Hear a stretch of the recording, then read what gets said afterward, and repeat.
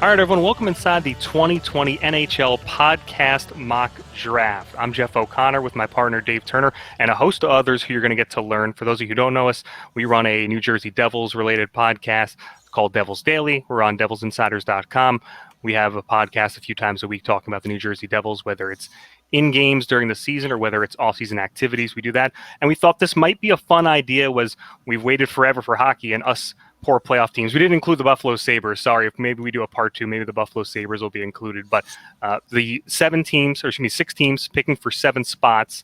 I guess it's 5 teams picking for 6 spots, since one of them we don't know yet. But we thought it might be fun to maybe bring some excitement to fan bases of the teams who have nothing to do, and maybe give like a live draft room type floor and listen to something in real time. And maybe people are going to have opinions and thoughts about all the players we pick. We thought it might be fun. So, Dave, I thought this might be a fun thing to do. We've got some guys here we're going to introduce in a second who are very quick to jump on board, pumped up to do it. So it should be fun. It's something we really haven't done before. I don't know how many podcasts have gotten I'm not sure we're first, so to say, but I haven't heard of too many other places that have gotten a bunch of people on from specific teams. You know, you see national prospect writers do their shows sometimes like that for mock drafts, but individual podcast hosts from their independent shows for their teams. Thought it might be fun to do. Well, for me, for one, we know that the hockey community is awesome. That and anytime you have a chance to get people together in one room or in one chat room like this,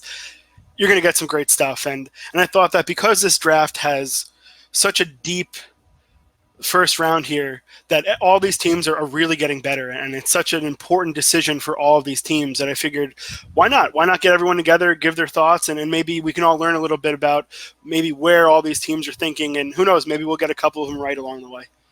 All right, with that, let's call attendance much like they would at the Bell Center. I know we've passed the draft by about a month now, but I don't think they're going to do that anymore for this year. But as they normally would, we'll call attendance and kind of check in with each person. So let's first talk with Jesse Cohen, who will be playing the proxy role of LA Kings general manager Rob Blake. Jesse is the host of the All the Kings Men podcast. You can follow on Twitter at Kings Men Podcast.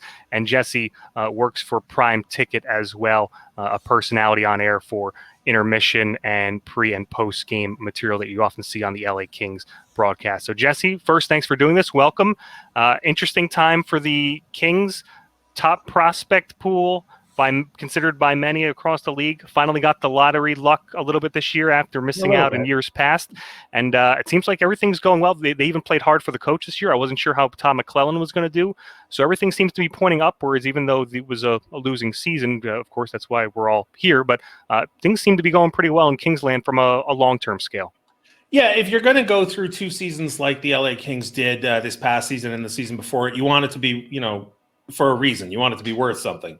And the way that this team has turned around their prospect pool, and even the players on the ice, frankly, guys like Lizotte, Matt Roy, Sean Walker, Alex Iafallo have come in and have proven themselves NHL players. It just goes to show you, if you actually are trying and doing it right, you can turn around a sinking franchise pretty quickly. The format it's pretty simple. Hold on to your draft picks. Makes sense to us. Let's move on to our next participant, who will be picking 3rd and 5th. He'll play the role of Pierre Dorion, the general manager of the Ottawa Senators. That is Colin Cudmore. Colin is an editor for Silver7Sens.com. That's the SB Nation blog for the Ottawa Senators. You can follow on Twitter at Silver7Sens. He is the co-host of the Cost Per Pointcast. You can follow there at CP Pointcast. And you can follow Colin on Twitter as well at Cudmore. Colin, interesting time. A lot different than it was 2 years ago, where everything was going wrong on the ice. The owner and the GM were having a lot of problems. Less noise from the GM this year. Less, but maybe still some from the owner. New coach who seemed to do pretty well. Pretty competitive team, and a lot of draft picks this year, and also some young guys who maybe haven't hit their potential just yet. So seems like things could get better relatively soon for the Ottawa Senators. Yeah, thanks for having me on, guys. But yeah, to say that it was a treacherous season the past few years would be putting it pretty lightly. I mean, both on and off the ice have been pretty awful. But 13 picks this year, it's hard to go wrong. It's a good consolation prize for trading all the franchise players like Carlson, Stone. It's guys that we still hold dear as a fan base. But it's been a long time coming for this draft class for the Sens, who I've been looking forward to for well over a year now. So excited to make these top 2 picks. Yeah, they certainly hold a lot of leverage when we get to this draft in October. Let's move on to the Detroit Red Wings, and playing the proxy role of general manager Steve Yzerman will be Ryan Hana, who's a co-host of the Winged Wheel podcast, which is certainly one of the most popular Detroit Red Wing podcasts. You can find it at Winged Wheel Pod. You can follow Ryan on Twitter at Ryan HANA WWP. Ryan, the Red Wings, they always hold a soft place in my heart because it kind of, fan grew up in the 90s, 2000s. I think the game, the NHL, was always better when the Red Wings are better. And it's been a lot of tough seasons recently, a lot of losing. They're still holding on to the head coach. The prospect pool, they've made some picks over the years, some of them shaky, still hoping to turn up more potential. The prospect pool could certainly use a few more big bullets at the top. Where are things at right now, in your opinion, in Red Wings land? First of all, I appreciate the fact that you opened with some kind, soft words before shoving the dagger in our hearts here. Obviously, Red Wings fans are in a tough spot right now. This is the lowest point the franchise has seen in 3 decades. So I would love to come in here and be optimistic, but the fact of the matter remains, it's still going to get worse before it gets better. Silver linings are everywhere, though. If there's ever a time to almost unjustly lose a draft lottery to a playoff team, I'm not bitter about it. This is a year to do it. They have a potential to grab a guy here who, in a lot of other years, could go first or second or third at fourth overall. So something I talk about on our show quite a bit is that a rebuild has to happen at the speed limit, which means you're not going to get any breaks thrown your way. You're not going to win an Austin Matthews or a Connor McDavid, but you can still do all the right things, which is pick often and pick as high as possible. So the Red Wings are in an okay spot in terms of the rebuild. There's still so many variables. What's their core going to look like? Is it going to feature players like Anthony Mantha and Tyler Bertuzzi long-term, or are those players going to be superseded by some of the guys they bring in over the next couple of drafts? Moritz Seider, you mentioned some shaky picks. Moritz Seider was an incredibly shocking pick last year. Mm-hmm. Our reaction to that one, we were really big fans of Alex Turcotte. Jesse, I'll give you $5 to either pass on Byfield or send Turcotte to Detroit. We were big fans of Turcotte or Zegras, and then Moritz Seider came on the board, and it was shocking, but he's turned into a fine prospect so far. So things are precarious, but in all the right ways. It's just not comfortable, and that's the gist of it. But it'll feel way, way better after landing this top 4 pick, and hopefully one of the best players in the draft for Detroit. Yeah, Seider did pretty well in a +1 year in the AHL. And while I do feel for you going from 1 to 4, Tkachuk, Makar, Marner, those have been things in recent years. And as Ryan mentioned, certainly a depthy draft where they could get a player who's very much considered maybe a number 1 talent in other years. All right, our last participant, Jake Rudolph, who will pick 6th. He will play the role of Bob Murray, the GM of the Anaheim Ducks. He is a writer host for Crash the Pond, which you can find at Crash the Pond on Twitter and crashthepond.com. And Jake is on Twitter at ReindeerGames91. I'm interested to hear about the Ducks, Dave. I feel like they're the one I've got the least bit of a grasp on of this group here. It seems like the Ducks are caught between. They've got some nice young players, and the prospect pool is fine, but it also feels like they're still in that mold where they've got a lot of older players who are tying up a lot of money, and it feels like they're still trying to go for that 8th seed. Where are the Ducks right now? Yeah, you kind of hit the nail on the head right there. Bob Murray, I've been critical of him at times with this, is that it almost feels like he's trying to do one thing while also doing the other all at the same time, trying to rebuild the franchise while also keeping some of the older guys to compete. The franchise as a whole isn't as in a bad spot necessarily. There's a lot of young guys coming into the lineup with an influx of talent. They have let go of some of the older guys. Corey Perry is now gone. There are other players that are gone. Kessler's out. Things like that. And you now have Sam Steele coming in, Troy Terry coming in, Max Jones, Max Comtois. The main issue for the Ducks is those guys are mainly going to be third line, second liners is kind of what it looks like they're going to be. And so what they're missing in this prospect pool is really that high end talent. And now granted, they had basically a gift given to them last year with Trevor Zegras falling all the way down to them. And they kind of had other people make that decision for them. And they're in kind of the same position this year at 6, where, as we all kind of know with kind of how this draft class is, there's a lot of really good players, and the Ducks' decision is kind of going to be made for them by who's taken above them. So what they're really missing is kind of that high-end talent, and it seems like they're going to be able to get that Whether or not they're able to kind of really do the rebuild and add some guys to it, that's kind of remains to be seen. Bob Murray's kind of caught between right now. Real quick on the fly here, I'm going to throw it over to my partner, Dave Turner, who's my co-host on the podcast here. Dave, just for continuity purposes, people know a lot, who know our show, know our thoughts on the draft, but let's just keep it uniform here.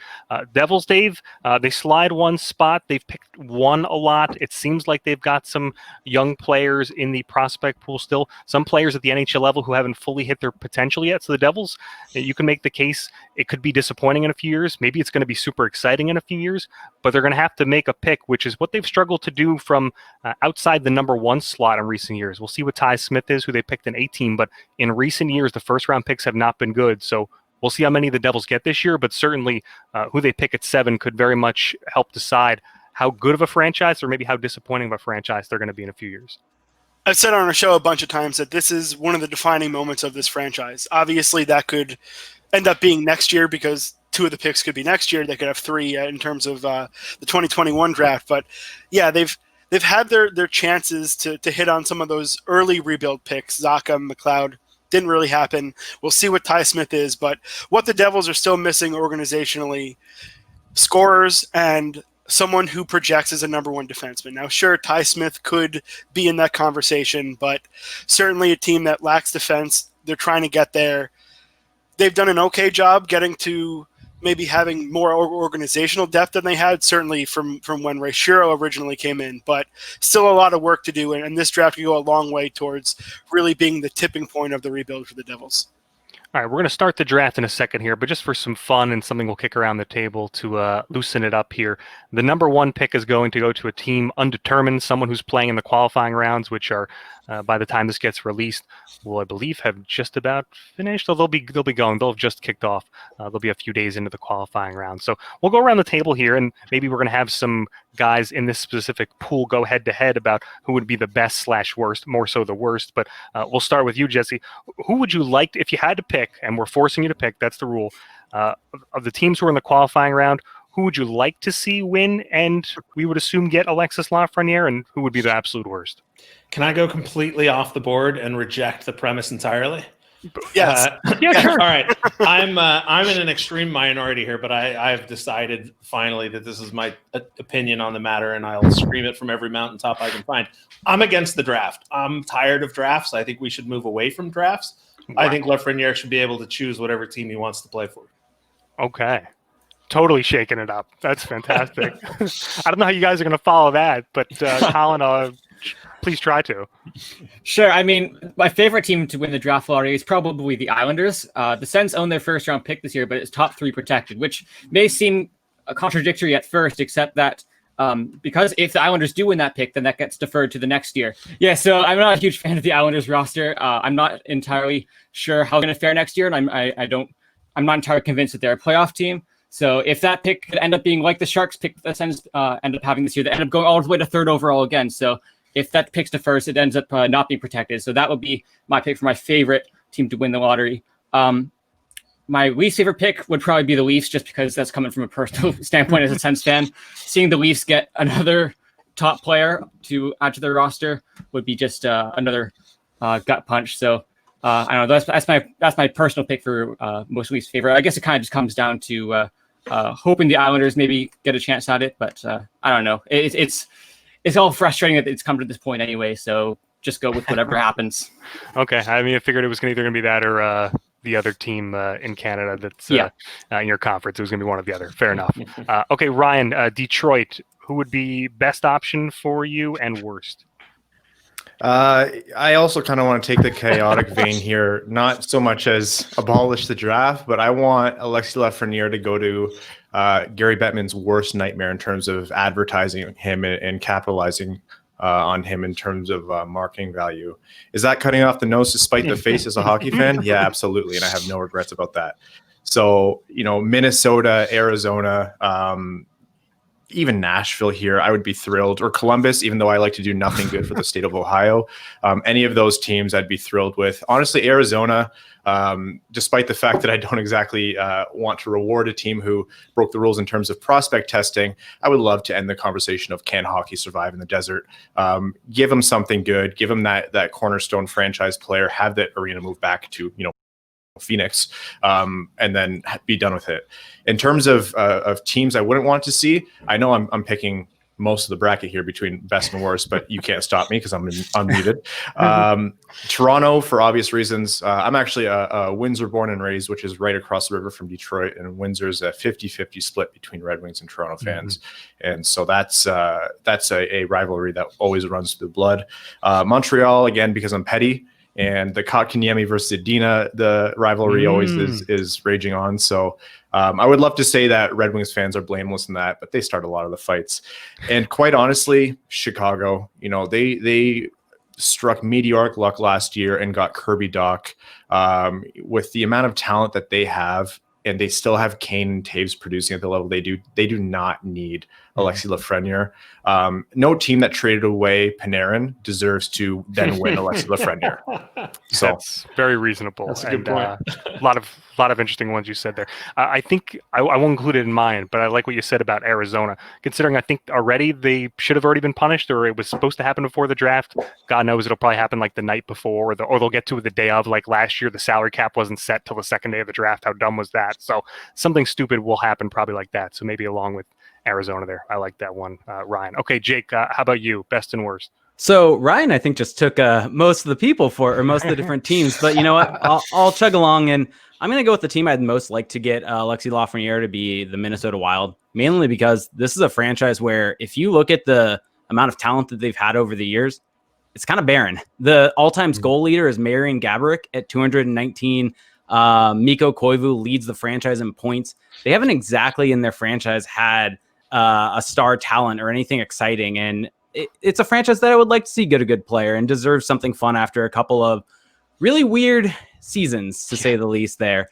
So that would probably be my favorite. Least favorite, it's probably going to be whoever loses the Edmonton-Chicago series, because like Ryan said, Chicago lucked into getting to winning the lottery last year. And then if Edmonton wins another lottery, like, what's going on here?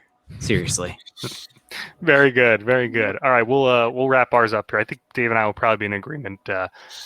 Listen, it runs deep. Are we gonna shock the world and pick the Rangers? Yeah, that's very, very cutting edge podcasting here. Yeah. The Rangers going 2 and then 1 in the next year. And the fact that they were clearly one of the 3 teams that just got included on this qualifying round nonsense to begin with. I mean, maybe they would have won the lottery if they were with the original teams like we were in the phase 1. But the fact that they're in it and can have it both ways would really annoy me. So yes, Rangers on that front. I'll say team I would like.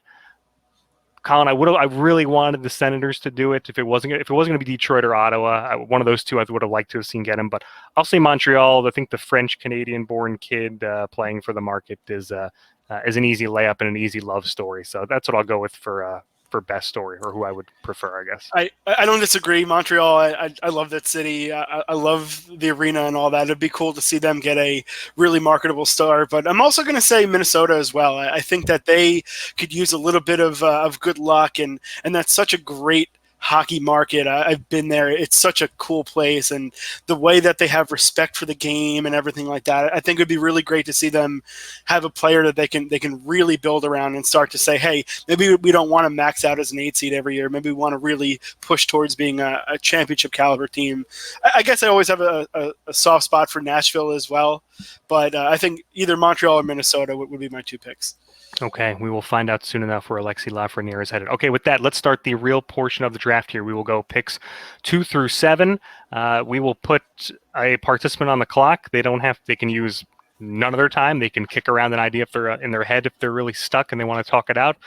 All thoughts and dialogue are welcome. So with that, the Los Angeles Kings and Jesse Cohen are on the clock in the 2020 NHL podcast mock draft. All right, I just realized that my lighting is getting worse and worse, and I'm not at home, and I didn't bring my ring light, so I'm going to try and make do with my phone there. All right, first, a couple caveats. I am an employee of the LA Kings, but nothing I say is informed by any conversations I've had with anybody who makes decisions. So this is entirely my opinion and my thoughts. Secondly, Colin, would you accept a trade for the 3rd and 5th picks for the 2nd overall? I will stay with the 3rd and 5th picks happily every single day. Even if I include all 3 second-round picks? Even I'll stick with 3rd and 5th. We got enough second-round picks going. We got 4 second-round picks already. There's nothing I can do to get you to move up? No, I'm sticking. I'm staying firm. Nice try. Nice. All right. You're shaking it up, man. First with the Lafreniere and then making a trade. This is wild. Tried. No trade to announce, according to Commissioner Gary Bettman. But all right, in that case, if I'm left with the 2nd overall pick, I will happily select Quinton Byfield from the Sudbury Wolves. I'm not entirely sure I believe all of the talk about the league moving away from size and towards speed and skill. But if it is true, certainly size doesn't hurt. And Byfield appears to have both the speed and the skill, as well as being 6'4", 215 pounds or whatever it is. I haven't spoken to anybody in the Kings front office about Quinton Byfield, but I have spoken to both of the play-by-play announcers from the Sudbury Wolves about Quinton Byfield. And obviously they're biased, but they gave nothing but rave reviews.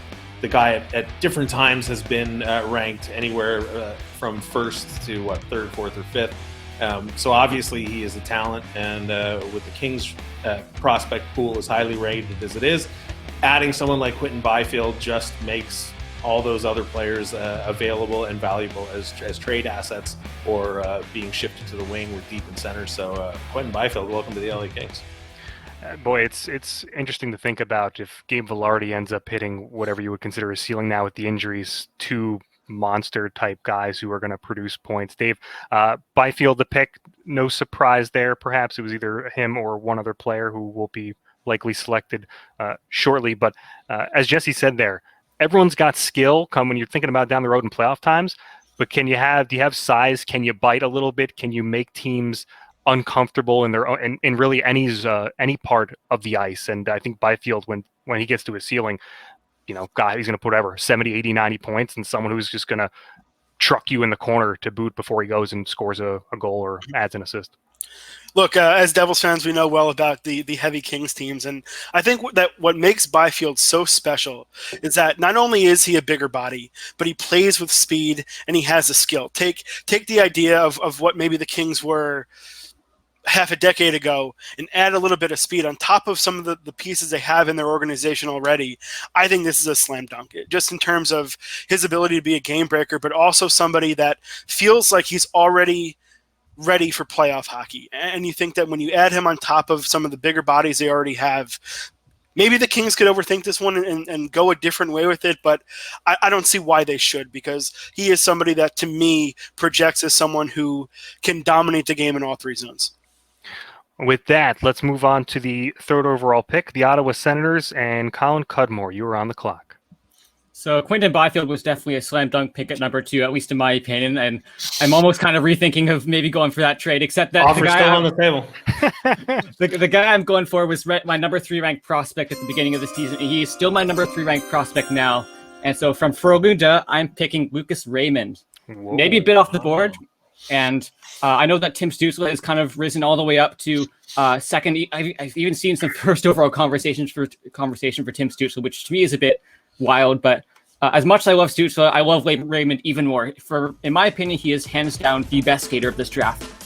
Both as his straight line speed, just end to end, he can totally zoom down the ice and totally dominate his own transitions. But even on his edges, he's so deceptive whenever he's transitioning through the zone, and even through the offensive zone, he can maneuver through defenders with ease. He's deceptively quick. The thing with Raymond is that he just thinks the game so well. And at such a high speed too, and he can combine both those things together, and he just is an incredible dominating player whenever he steps onto the ice. I know it was a bit tough this season with Frölunda. He was kind of shafted by his coaches, which is why you don't really see the point total show as much as someone like Alexander Holtz scored this year. But it's definitely something that needs to be taken into account. He was the 13th forward for his team, so he really was not playing a lot and was playing with very weak line mates as well. But his coaches have said publicly that he will be playing more next season. So Raymond will come into Ottawa as a right or left winger. I think he'll be playing more on the right wing, but he injects so much high-end skill that the Sens really need. And I guess the other thing to mention with Raymond is that he is one of the draft's best two-way players as well, which really shouldn't be overlooked as well. He just plays at such a high pace in every zone that he's in. Whenever he steps on the ice, that he just gets pucks on his stick, moves them up the ice, and it's really creative with the way that he creates plays and gets it to his teammates and utilizes space on the ice super well. So I know it's a bit of a surprise with Tim Stützle maybe slipping the floor. I don't expect he'll be on the board much longer, but that's my thoughts on Lucas Raymond. Welcome to the Sens.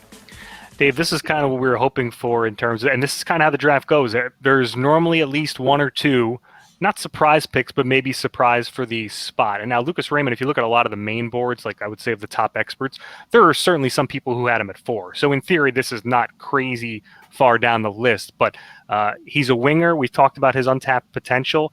The Sens certainly need a lot more high-end skill to come through. They're waiting on some centers, so a winger in the meantime who projects maybe to be that electric type once he really finds his footing in the NHL. Yeah, he's such an impressive player in terms of his ability defensively as well as being a distributor. Excellent skater. He kind of feels like, I know Marian Hossa early on, Atlanta days doesn't count, but the way he was as a Blackhawk, that's where I envision Raymond becoming, as somebody who, for a winger, can affect the game so well because he plays that 200-foot game, and his edge work is sensational. His passing is really good. Only knock I have on him really is I'm just not sure what his ceiling is offensively in terms of being a goal scorer. But in reality, he checks so many boxes for a team because he's going to be a versatile guy. He's somebody that's going to be power play, PK, all that kind of stuff, because he really does bring a unique set of versatility to a team. Okay, with that, let's move on to the number 4 spot and the Detroit Red Wings. And Ryan Hana, you are on the clock. Yeah, so the issue of doing what we do, which is talk way too much into a microphone way too many times a week, is that you analyze things and you get into the weeds and you just kind of ram your head against it ad nauseum, and you end up getting married to picks whether you like it or not. And so I'm sitting here with all my notes about Lucas Raymond, and I just throw them out the window. I'll tell you, Colin, it was a great pick. And I actually want to talk about it a little bit. Lucas Raymond is, and he alluded to this, he's one of those guys that didn't get to showcase what he can do because he was playing on a very strong team in a very strong league in the SHL. Frölunda is no joke, and of course the SHL is one of the premier professional hockey leagues in the world. With him being buried on that lineup, you didn't see too much out of him, and that caused a lot of teams to discount him.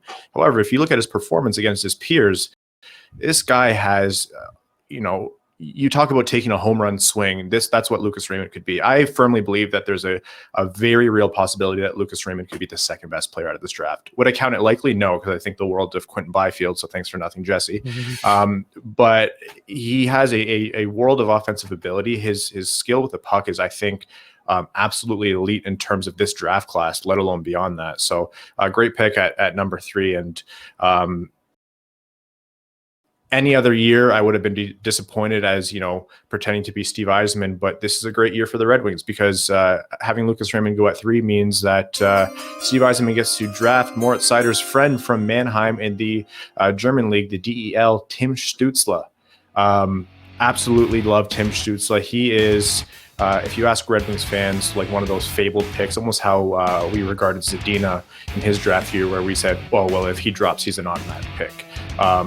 I have Stützle ranked, if you're talking picks 3 and 4, he is 1A and 1B against Lucas Raymond. So the thing that makes Tim Stützle special isn't just his speed.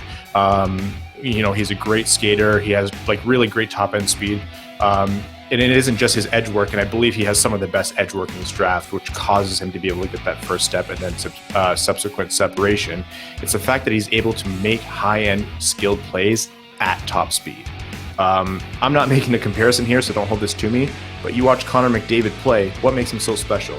He has insane top speed, and he's able to make his best skilled plays at that speed. We all saw that goal against Calgary last night, which is mental. His speed and separation was what caused him to be able to do that. So if Tim Stützle combining those assets makes him a clear premier prospect in this draft and often regarded as one of the top 3. He's able to play center, which is huge for Detroit. Will he land at center? I'm not sure. I always have a little bit of skepticism regarding, the whole center winger thing, but, worst case scenario, you get an insanely highly skilled winger who can skate fast enough and perform well enough at high end speed where he can drive the line from the left side, even if he's not playing center. But if he plays center, even better, because Detroit's dream here is to get a centerman so good it makes Dylan Larkin the 2C on this team. He's not exactly the most physical guy in the world, but he doesn't really shy away from any part of the game. He's the Steve Yzerman prototypical, give it 110% every shift. And there is something to be said about bringing in players to make other key assets like Moritz Seider feel comfortable. Moritz Seider has been outspoken about wanting to play more with Tim Stützle. So for me, if Lucas Raymond is off the board, and maybe even if he is on the board, that's a slam dunk pick for me.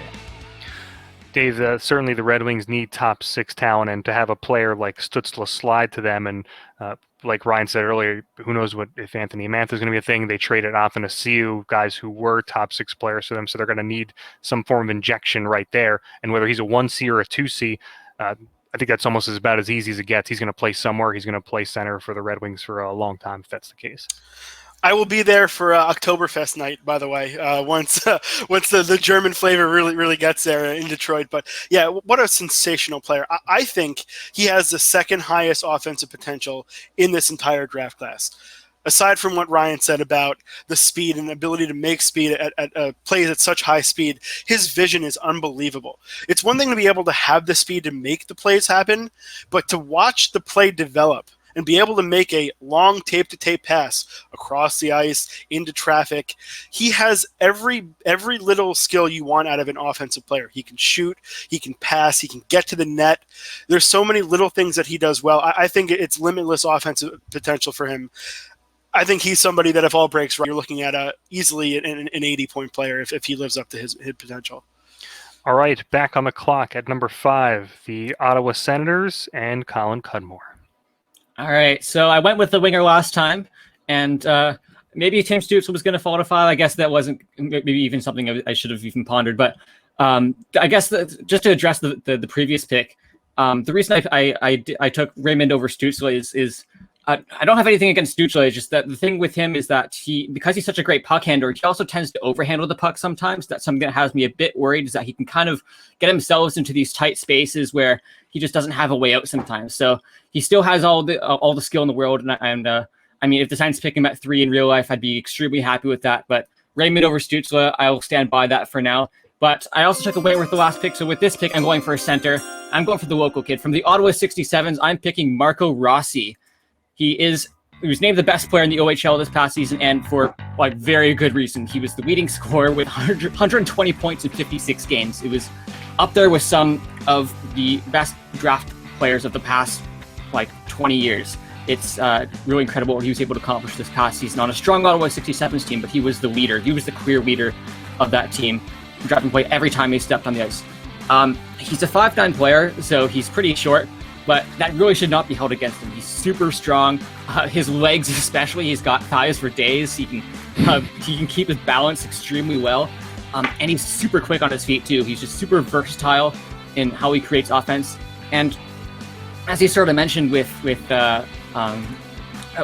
Stützle and the way that he can make plays at top speed, I think that's something that Rossi can do as well.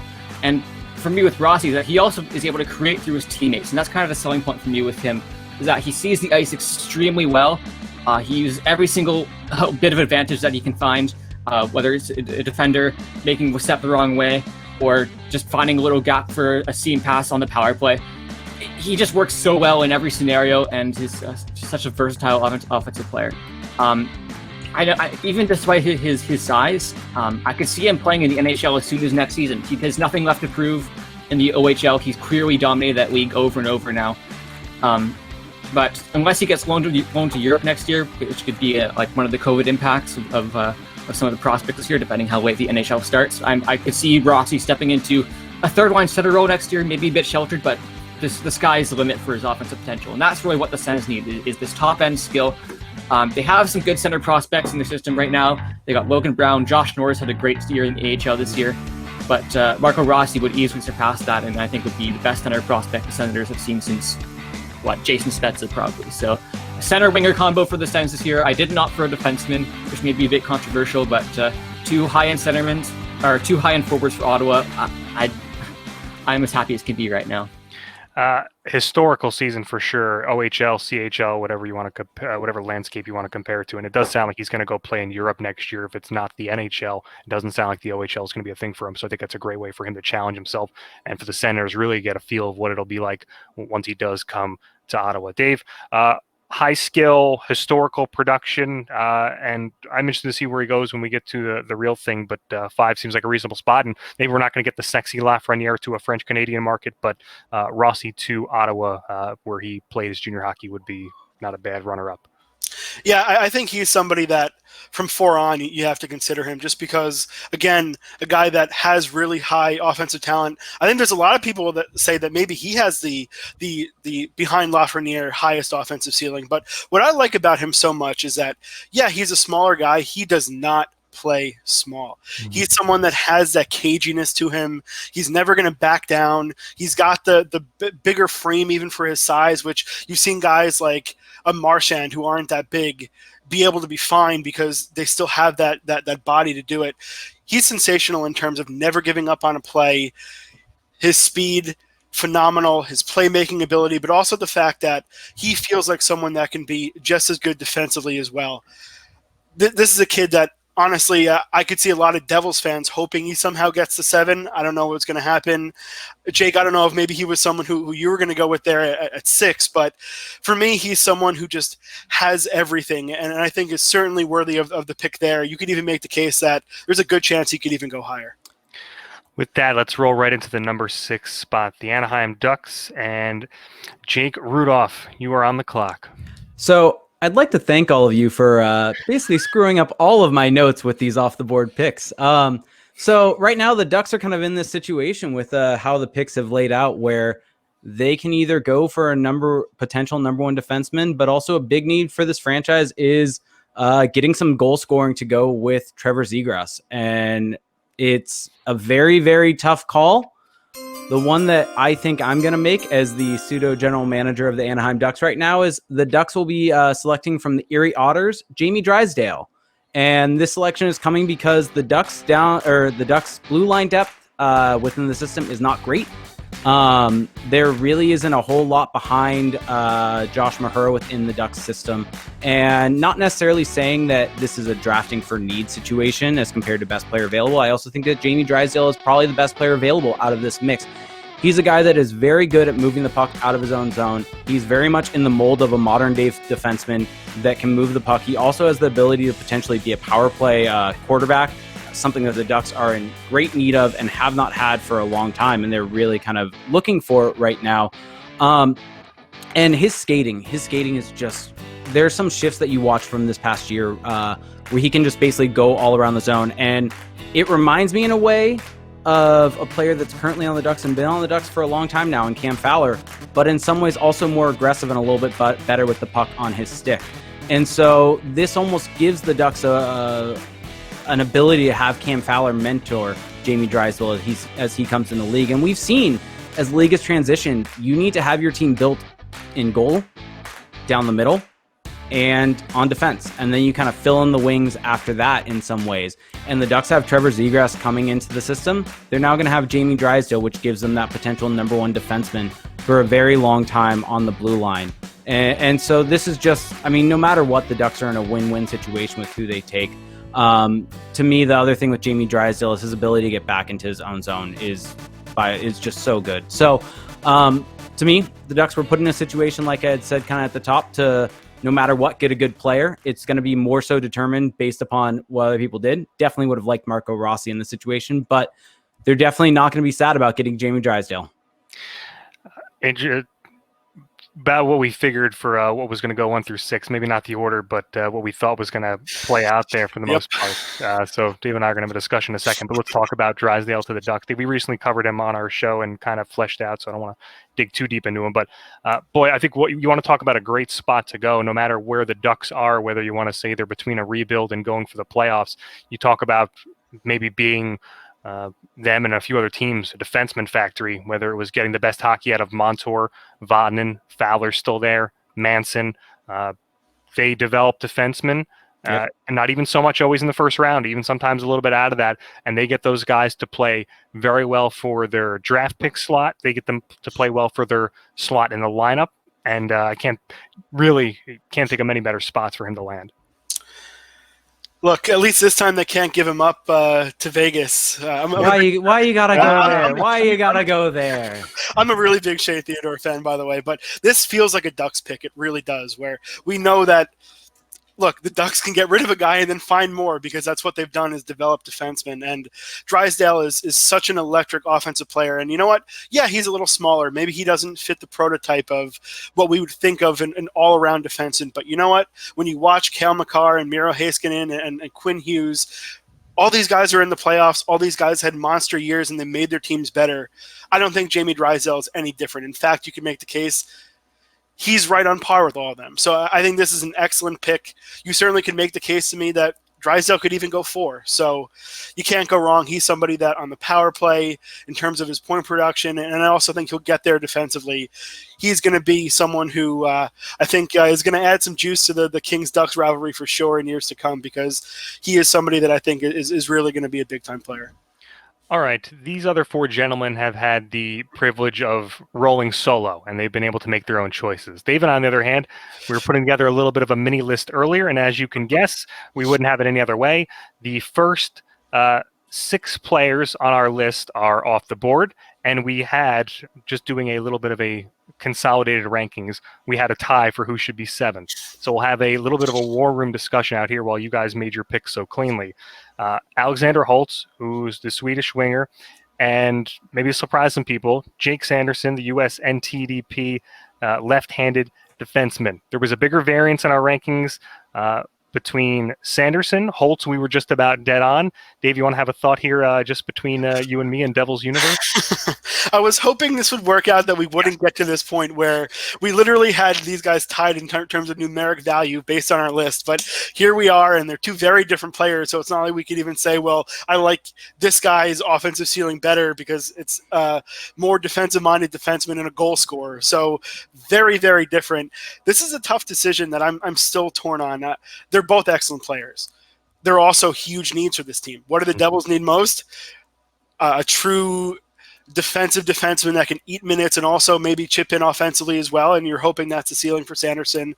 But they also need someone who can finish for Nico Hischier and Jack Hughes. So, Jeff, I'm not sure how we're going to break the tie or where we want to get to it, or are we going to flip a coin or something, but this is a very tough pick, and this is also a reality for the Devils that they might have both of these guys or someone else in the mix very close, and they're going to have to make a very tough decision here, because I'll say this, I don't think we can go wrong here, but I also think that we have to make a pick and we have to stand by it. So this is going to be a little tough here. Yeah, I think in my mind, I think Holtz is a sure thing. I'm not saying Sanderson's not a sure thing, but he's a less than whatever small percentage less sure thing. So even though there's a premium on the position for defense versus a goal scorer, so to be transparent, I had Holtz a bit higher than Sanderson. Dave had Sanderson a bit higher than Holtz. That's where I would lean. You can fall in line with me, sir. If you would like to rage war, we can do that. We can find a way to get to this. You know what? I know we don't have the luxury of knowing if the Devils have another pick, or it could be a lot later, but I'm going to assume in this case that Arizona doesn't win the lottery and the Devils are picking somewhere, assuming Nashville wins, around 11. And I'm going to give you Holtz here simply because I think there's a chance that Sanderson's there at 11 or so. So I know that's not really as much as you're leaning Sanderson. I don't think that's going to be the case. Okay. In theory, I'll leave it in your court. I'm not of the mindset that the Devils can go get their offensive player at 10 or 11, and Sanderson will not be there. You want to go Jake Sanderson? People are going to be angry at us probably. But you know what? I think let's go Holtz. I think your line there of that he's more of a sure thing. I do. For me, even when we went through all these players, Alexander Holtz's shot is one of the best individual skills that I've seen from this draft class. Sure, you could weigh all the other skills of other guys in their complete package. I understand that, but his shot is just, it's ferocious. And you have 2 centers that need somebody that can finish. I understand that maybe my actual rankings when they come out aren't going to reflect this, but I also know that you had him a little higher, and maybe I'm cheating on Sanderson a little bit. So let's go Alexander Holtz here. I think either way they're doing well, but I think I'm going to go with Holtz. All right. Thank you, gentlemen, for listening in on that. All right. I don't want to just leave you guys high and dry, so I'll leave you guys the floor for a spot, whether it's something you want to add about this, about your team, about the NHL draft, whatever. I'll leave you a spot to. We can rip on Buffalo next, because right. Let's be real here. This is Devil Show. We were going to be the climax. We weren't going to do Buffalo later, so they got shafted, rightfully so. So we'll go in order of what we went throughout the show. Jesse, if you have any final thoughts, words, by all means. I guess I'll just go ahead and revisit what I said at the beginning, which is I'm against the draft. I think the draft doesn't accomplish what it claims to accomplish. I think it saddles players with expectations that will haunt them for the rest of their careers that are really not their fault, nothing to do with them. You mentioned Moritz Seider going to Detroit higher than maybe he should have been expected. It's not his fault, right? But forever now he'll be judged as, what was he, 6th overall? So yeah. I don't think there's enough high-end players that come out every year that really would make, people always freak out and say, well, you'll just get super teams. Everybody will go play for Toronto. I don't think that's true. And even if it is, the roster would fill up. Guys would have to go other places. I think it's time to start thinking about sports differently, and I start with getting rid of the draft. So that's all I got. Amazing. I've seen Jesse do his work. We have all the NHL broadcasts on, and he's always got some interesting stuff. But this is by far transcended for sure. Colin, last words. Yeah, I have no idea how to even respond to that, but I'll start with a different point because I think it's worth emphasizing just how deep this draft is this year. Mm-hmm. Like I got my personal list going on the side as well, and 3 of my top 8 players didn't even get mentioned this episode yet. I'm a huge fan of Anton Lundell, Cole Perfetti, Seth Jarvis even.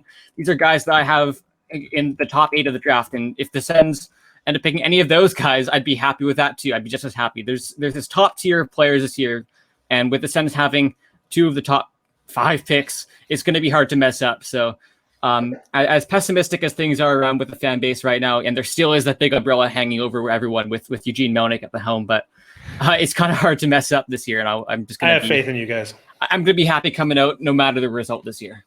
And Colin, if the Devils are picking again, it would mean we would maybe try and push this thing further. And I believe you guys are stationed somewhere in the 20s again. So if you enjoy this, we'll have you back on again and do it as well. Ryan, final say. Yeah, I have a couple thoughts here. First, and again, another great point from Colin just before me mentioning Cole Perfetti. This is a guy who you can realistically see or expect to see within the top 5 of this draft. I mentioned who I was hoping to pick. I was hoping to pick for the Detroit Red Wings, which was either Tim Stützle or Lucas Raymond, provided that it wasn't Quinton Byfield. And then I'd probably have Marco Rossi. But if you look at what the organization, there's obviously a connection there. He plays in Saginaw. Chris Osgood and Jim Devellano, who's a senior VP of the Red Wings, are part owners of the Saginaw Spirit. So they're very familiar with him. And this is a guy who if you knock up his skating by 5 points, he's a top 3 pick, undoubtedly. The way he controls the game and the way he thinks the game is almost unparalleled. The reason I don't have him ranked higher is that I'm not confident that he will get the space and time that he'll need in the show to do so. But if he's able to make that step and adapt properly, you're looking at a guy who could go outside of the top 6, who can make everyone else in front of him look stupid. And another quick point here is that Anaheim in this mock draft got another stroke of luck by taking Drysdale. I want to say it's 2002 or 2003, whatever year Ryan Suter was drafted. I think that was 2003, where you can find a defenseman outside of the top 5, or where the first defenseman picked was outside of the top 5 picks.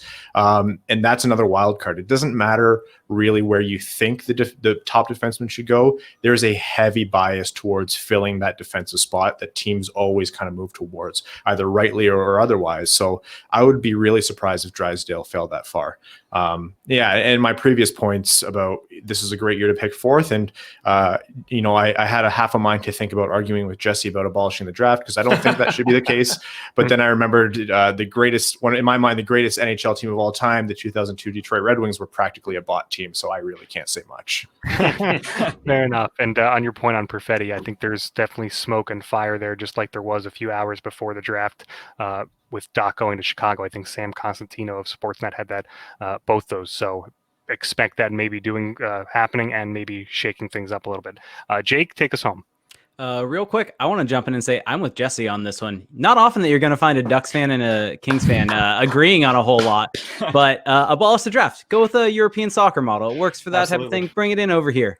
Kind of moving this back to the Ducks. The Ducks are kind of set to get a second real piece for this rebuild. And whether the Ducks fully go into that rebuild with starting to move off some older guys, maybe like a Josh Manson, maybe like an Adam Henrique this summer, there's a couple things that could potentially happen that would kind of go in that route, more so with Trevor Zegras starting to come into this team.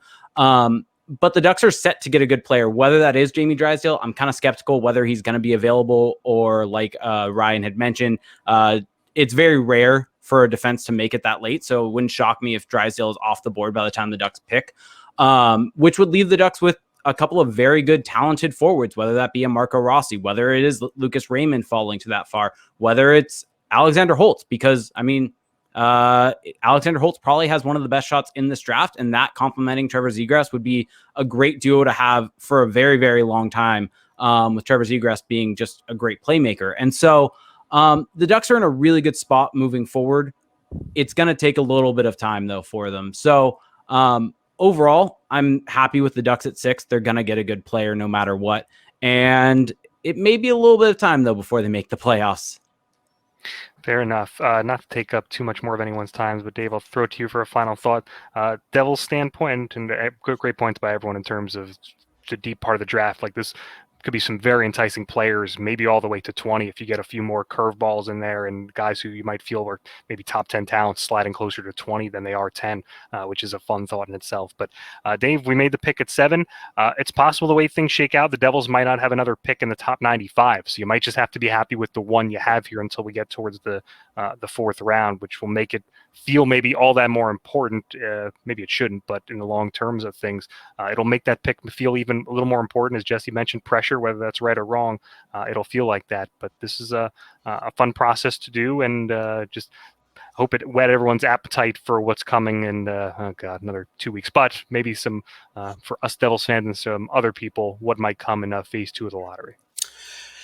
I think about this draft is that you really feel that there are 10 plus players that are, sure, you have the couple that are maybe quote generation or close to it, but you have so many big time players that are going to make an impact sooner than later. You don't want to be the team that doesn't hit on your pick here. I mean, you can make the case that all of us who have picked tonight are going to get a really good player. It would be unfortunate to see, maybe the one team that doesn't hit on it, just because there is so much talent. And as some of you have mentioned before, there's great players that haven't been discussed today. Perfetti being one of them. And you have to also wonder, I think Drysdale is the linchpin in all of this, because you can make the case to me that Drysdale could go 4. You can make the case to me that there's a trade involving perhaps the Kings or Ottawa, and they say, we want to get Drysdale in a spot that we think we can get him. I just think he's going to be what decides a lot of this, because if Drysdale goes early, you can make the case to me that Sanderson follows suit. Mm-hmm. And the next thing you know, you have a team sitting at maybe 6, 7, 8, 9 that's taking a forward that they had at 4. Yep. So that's what's really interesting about it, is that the defenseman could be the linchpin, but in the same regard, you could also make the case that there are so many forwards that are so close that is it crazy to think that Drysdale falls to 7 or 8? I don't think it is. It's just the overarching theme being that there are a lot of players that are worthy of consideration, maybe more so than in other years, like even the Zacha draft years ago, 2015, where you knew that if Marner got picked, it was kind of falling off from there, essentially, where it doesn't feel like that this year. It feels like you might even have teams trying to trade up into the back end of, say 8, 9, 10, because there's a player that gets there that really has no business getting there, but you can only pick 7 players and 7 picks. So it's going to happen that someone is going to fall that maybe doesn't deserve it, and someone else is going to get a really good player. Jesse Cohen covers the Kings for All the Kings Men podcast. You can see him on Prime Ticket on LA Kings Select Broadcast. Colin Cudmore of Silver Seven Sens and the Cost Per Pointcast. Ryan Hana of the Winged Wheel podcast, and Jake Rudolph of Crash the Pond. Gentlemen, thank you so much for spending some time. Hope you had some fun. If there's anything we can ever do for you guys, you give us a holler and we'll return the favor, all right? Thank you. Thank you. Thanks, guys. All right, everyone. Thanks Thanks for listening, and we'll catch you next time.